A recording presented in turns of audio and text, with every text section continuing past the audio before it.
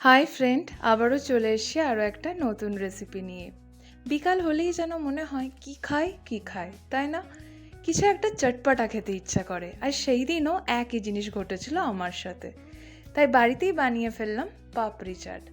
বানানোটা কিন্তু খুবই ইজি, আর বাড়িতে বানানোর একটা সুবিধা কি, মন খুলে খাওয়া যায়, তাই না? চলো রেসিপিটা শুরু করি। আমি এখানে 3টে আলু সেদ্ধ হতে বসিয়ে দিয়েছি। তারপর এদিকে একটা পাপড়ি চাটের মশলা রেডি করে নিচ্ছি। তার জন্য লাগছে 1 টেবিল স্পুন ধনে, 1 টেবিল স্পুন জিরে, 4টে শুকনো লঙ্কা, 1 টেবিল স্পুন নুন। এই 4টে উপকরণ ভালোভাবে ড্রাই রোস্ট করে একটা পাউডার তৈরি করে নিতে হবে। এদিকে আমি ডোটা রেডি করছি। তার জন্য লাগছে 1 কাপ ময়দা, তারপর লাগছে সল্ট, আর লাগছে 1 টেবিল স্পুন ঘি। এই 3টে উপকরণ দিয়েও ভালোভাবে ময়দাটাকে কিন্তু মাখিয়ে নিতে হবে। হাতের মুঠোতে ময়দাটা মাখানো হয়ে গেলে এরকম করে দেখবেন যখন একটা ডালা তৈরি হচ্ছে, বুঝে যাবেন কিন্তু ময়ন দেওয়াটা পারফেক্ট হয়েছে। তারপর অল্প অল্প জল দিয়ে এইভাবে আমাদের ডোটা একটা রেডি করে নিতে হবে। একটা সেমি হার্ড ডো আমাদের রেডি করে নিতে হবে, না নরম হবে না কিন্তু শক্ত হবে, ঠিক এই রকম। তারপর একটা ভিজে ন্যাকড়া দিয়ে আমাদের 30 মিনিটের জন্য ঢেকে রেখে দিতে হবে। তারপর আমরা 30 মিনিট পর দেখুন ডোটা কতটা নরম হয়ে গেছে, দেখছেন? ওই জন্য কিন্তু জলটা প্রথমে ওরকম অল্প অল্প দিয়ে মাখতে হবে, খুব একবারই নরম করে দিলে চলবে না। তারপর এদিকে আমি এরকম একটা বড় লেচি কেটে নিয়েছি, আর তারপর একটা পরোটার আকার এরকম গোল শেপ করে নিচ্ছি। তারপর এরকম একটা কাঁটা চামচ নিয়ে এরকম বিট বিট করে ফুটো করে নিতে হবে দু সাইডটা, কারণ যাতে তেলে দেওয়ার পর যেন ফুলে না যায় পাপড়ি। এরকম হলে কিন্তু ফুলবে না, তার জন্য এরকম বিট বিট করে দিতে হবে। তারপর আমি একদম ছোট একটা বাটি নিয়ে নিয়েছি, আর এরকম গোল গোল করে পাপড়ির আকার দিয়ে দিচ্ছি। আপনারা চাইলে কোনো বোতলের ঢাকনা যা কিছুভাবে ইউজ করতে পারেন, আবার ছোট লেচি করেও কিন্তু বেলে নিতে পারেন। আমার মনে হয় এই প্রসেসটা ইজি, তাই আমি এইভাবে করে নিয়েছি। দেখুন আমার কিন্তু পাপড়িগুলো একদম রেডি হয়ে গেছে। আমি একটা একটা করে প্লেটে তুলে নিচ্ছি। তারপর এইদিকে আমি কিন্তু তেল গরম করে বসিয়ে দিয়েছি। আমার তেল কিন্তু ভালোভাবে গরম করে নিতে হবে।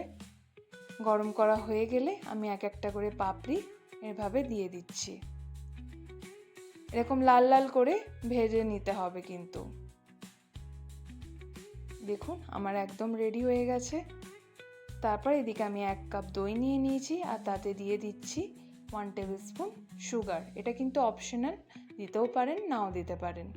এদিকে আমি গ্রিন চাটনি আর রেড চাটনিটা রেডি করে নিয়েছি, এটা আমি আপনাদের পরে দেখাবো। এদিকে আমি নিয়ে নিয়েছি ছোট ছোট করে আলু সেদ্ধ করে কেটে নিয়েছি। এদিকে পেঁয়াজ, ধনেপাতা, কাঁচা লঙ্কা, টমেটো আর বেদানা। তারপর আমি এদিকে পাপড়িটা রেডি করে নিচ্ছি।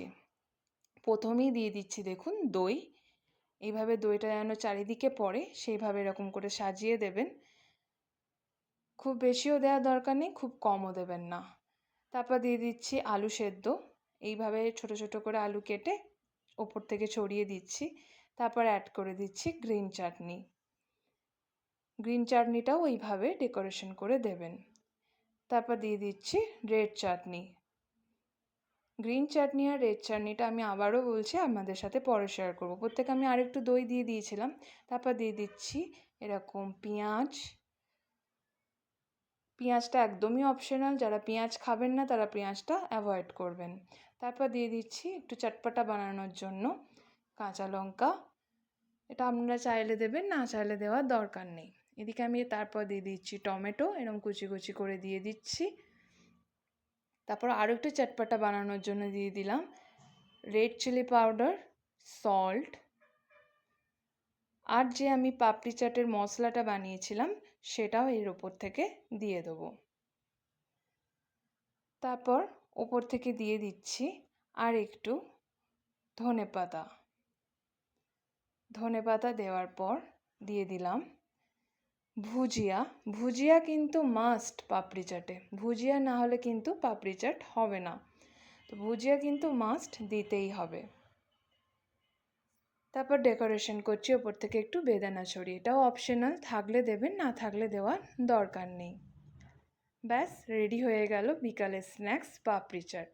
দেখলেন কতটা ইজি, আর খেতে কিন্তু হয় দুর্দান্ত। ভালো লাগলে চ্যানেলটি সাবস্ক্রাইব করে নেবেন, আর লাইক কমেন্ট শেয়ার করতে একদম কিন্তু ভুলবেন না। আরও এরকম ভিডিওর জন্য অপেক্ষা করবেন। আজকের মতো বাই।